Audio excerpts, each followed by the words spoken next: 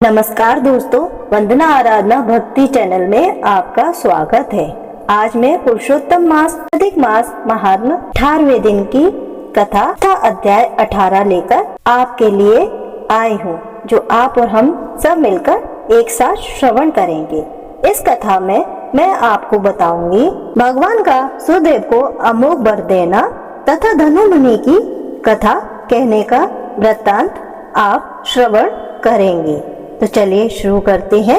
ओम नमो भगवते वासुदेवाय। नारद जी बोले, हे तपोनिधि। उसके बाद साक्षात भगवान वाल्मीकि मुनि ने राजा दृढ़धनवा को क्या कहा सो आप कहिए।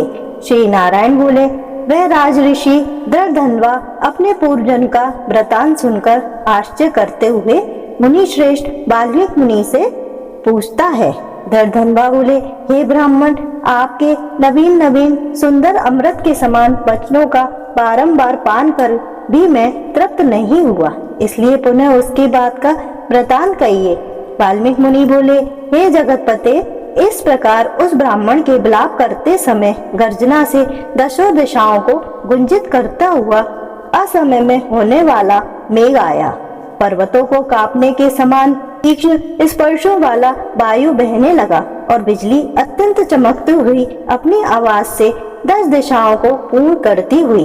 इस तरह 1 मास तक वृष्टि हुई, जिस जल से पृथ्वी भर गई, परंतु पुत्र शोक रूपी अग्नि के ताप से संतप्त वह ब्राह्मण कुछ भी नहीं जान सका। ना तो जलपान किया और ना भोजन ही किया, केवल हे पुत्र इस प्रकार कहकर विलाप करते हुए ब्राह्मण का उस समय जो मास व्यतीत हुआ वह श्री कृष्ण चंद्र का प्रिय पुरुषोत्तम मास था। सो न जानते हुए उस ब्राह्मण को पुरुषोत्तम मास का सेवन हो गया। उस पुरुषोत्तम मास के सेवन से अत्यंत प्रसन्न नूतन मेघ के समान श्यामवर्ण वनमाला से विशोभित हरि भगवान स्वयं प्रकट हुए। जगत के नाथ हरि भगवान के प्रकट होने पर मेघ समूह गायब हो गया। उस ब्राह्मण ने पुरुषोत्तम श्री कृष्ण चंद्र को देखा। दर्शन होने के साथ ही गोद में लिए हुए पुत्र के शरीर को जमीन पर रखकर स्त्री सहित ब्राह्मण श्री कृष्ण भगवान को दंडवत नमस्कार करता हुआ हाथ जोड़कर श्री कृष्ण भगवान के सामने खड़ा होकर श्री कृष्ण भगवान ही हमारे रक्षक हो ऐसा विचार करते हुए भगवान भी पुरुषोत्तम की सेवा से प्रसन्न हो अमृत की वृष्टि करने वाली अत्यंत मधुर वाणी से बोले। श्री हरि भगवान बोले, भो सुदेव, तुम धन्य हो। इस समय आप भगवान हो। तुम्हारे भाग्य के वर्णन करने में त्रिलोक में कौन समर्थ है। हे वत्स, हे तपोधन, जो तुम्हारा होने वाला है उसको हम कहेंगे। तुम सुनो। हे ब्राह्मण, 12,000 वर्ष की आयु वाला पुत्र तुमको होगा। इसके बाद तुमको पुत्र से होने वाले सुख में संदेह नहीं है। हे दुजातम, प्रसन्न मन से मैंने यह पुत्र तुमको दिया है। हमारे प्रसाद से होने वाले तुम्हारे पुत्र सुख को देखकर हे द्विजोत्तम, देवता, गंधर्व और मनुष्य लोग पुत्र सुख की इच्छा करने वाले होंगे। इस विषय में तुमसे प्राचीन इतिहास में कहूँगा, जिस इतिहास को पहले मार्कंडे मुनि ने राजा रघु से कहा था। प्रथम कोई श्रेष्ठ मन वाले धनुर नामक मुनीश्वर लोगों को पुत्र रूप मानसिक चिंता से जले हुए देखकर दुखित हुए और अमर पुत्र की इच्छा करके दारुण तप करने लगे। 1000 वर्ष बीत जाने पर धनुर्मुनि से देवता लोग बोले, हे मुनीश्वर, तुम्हारे कठिन तप से हम सब प्रसन्न हैं, इसलिए अपने मन के अनुसार श्रेष्ठ वर मांगो। श्री नारायण बोले, देवताओं के अमृत तुल्य इस वचन को सुन उन तपोधन धनुर नामक मुनि ने बुद्धिमान और अमर पुत्र को मांगा। उस ब्राह्मण से देवताओं ने कहा कि पृथ्वी में ऐसा पुत्र नहीं है। तब धनुर्मुनि ने देवताओं से कहा कि अच्छा, ऐसा पुत्र दो जिसकी आयु की मर्यादा बंधी हो। देवताओं ने कहा कि कैसी मर्यादा चाहिए, कहो। इस पर उस मुनि ने भी कहा कि यह महान पर्वत जब तक रहे तब तक उसकी आयु होवे, ऐसे ही हो। इस प्रकार कहकर इंद्र देवता स्वर्ग चले गए। धनु शर्मा ने थोड़े समय में वैसे ही पुत्र को प्राप्त किया। उस मुनि का पुत्र आकाश में चंद्र के समान बढ़ने लगा। 16वें वर्ष के होने पर मुनीश्वर ने पुत्र से कहा, हे वत्स, ये मुनि लोग कभी भी अपमान करने योग्य नहीं हैं। इस तरह शिक्षा देने पर भी उस पुत्र ने मुनियों का अनादर किया। आयु की मर्यादा के बल से उन्मत्त उसने ब्राह्मणों का अपमान किया। किसी समय परम क्रोधी महिष नामक मुनि ने विधि से शुभ फल देने वाले शालग्राम शिला का पूजन किया। उसी समय उस बालक ने वहां जाकर शालिग्राम की शिला को जल्दी से लेकर अपनी चंचलता के कारण हंसते हुए पूर्ण जल वाले कूप में छोड़ दिया। क्रोध से युक्त दूसरे रुद्र के समान महामुनि ने उस धर्मुनि के पुत्र को शाप दिया कि यह अभी मर जाए, परंतु उसे मृत्यु हुए न देख मन ने मृत्यु के कारण का ध्यान किया।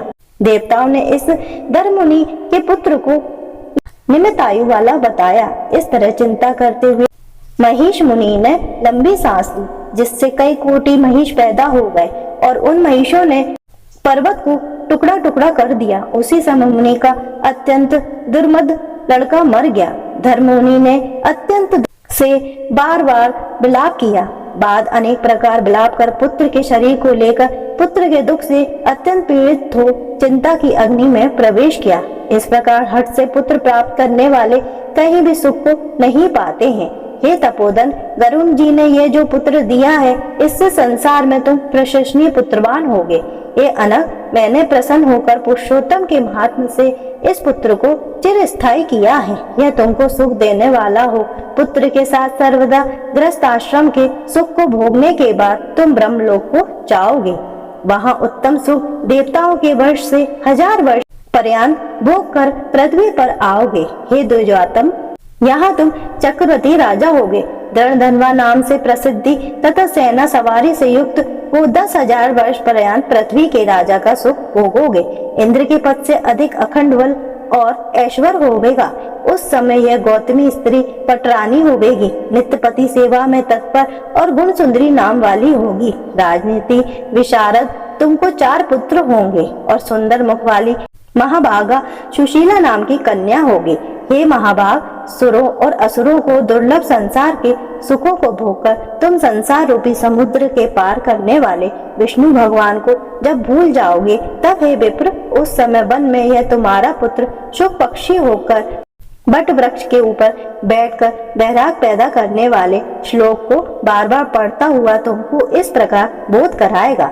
शुक पक्षी के वचन को सुनकर दुखित मन होकर घर आओगे। संसार के विषय सुखों को छोड़कर चिंता रूपी समुद्र में मग्न हे भूसुर, तुमको वाल्मीकि मुनि आकर ज्ञान कराएंगे। उनके वचन से निसंदेह हो शरीर को छोड़कर हरि भगवान के पद को दोनों स्त्री पुरुष तुम जाओगे, जो कि पद आवागमन से रहित कहा गया है। इस प्रकार महाविष्णु के कहने पर वह ब्राह्मण बालक उठ खड़ा हुआ। वे दोनों स्त्री पुरुष ब्राह्मण पुत्र को उठा हुआ देखकर अत्यंत आनंदित हो गए। सब देवता लोग भी संतुष्ट होकर पुष्प की वर्षा करने लगे। सुखदेव ने भी श्री हरि को और माता पिता को प्रणाम किया। उस ब्राह्मण को पुत्र के साथ देखकर गरुण जी भी अत्यंत प्रसन्न हुए। उसी समय चकित होकर ब्राह्मण ने श्री हरि भगवान को नमस्कार किया और हाथ जोड़कर हृदय में होने वाले संदेह को दूर करने के लिए हर्ष के कारण गदगद वचन से जगदीश्वर से बोला, हे हरे, मैंने 4000 वर्ष पर्यंत लगातार अत्यंत दुष्कर तप किया। उस समय मेरे को आपने वहां आकर जो कठोर वचन कहा कि हे वत्स, हमने अच्छी तरह देखा है, इस समय तुमको निश्चय पुत्र नहीं है। हे हरे, उस वचन का उल्लंघन कर मेरे मृत पुत्र को जीवित करने का कारण क्या है, सो आप कहिए। इति श्री बृहन्नारदीय पुराणे पुरुषोत्तम मास महात्मने अष्टोदशो अध्याय समाप्त होता है। इसी के साथ पुरुषोत्तम मास महात्म अधिक मास महात्म कथा अध्याय 18 का समापन होता है।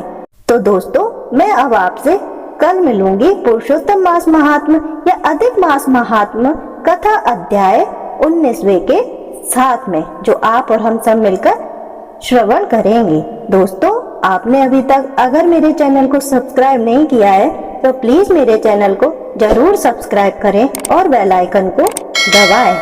ओम नमो भगवते वासुदेवाय। धन्यवाद दोस्तों।